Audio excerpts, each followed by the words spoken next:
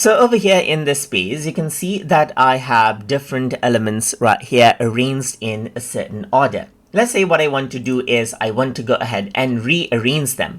In that case, you can go ahead and click and drag this out right here to rearrange out the elements. Simply click and drag the element right here, and that is how you can rearrange it. So this is what you have, as you can see. And even if you were to go around onto a section, you can actually click on the three dot button that pops up, and you can go ahead and move it up right here or move it down as you like.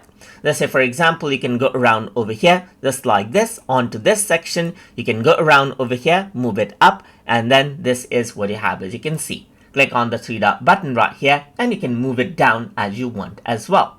And if you don't like any section right here or element, then you can simply go around over here, click on the three dot button, and delete it out just like that as well. And that is how you can go ahead and rearrange and delete out elements inside of Microsoft Power Pages.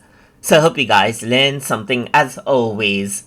And as always, please like, comment, share, and subscribe.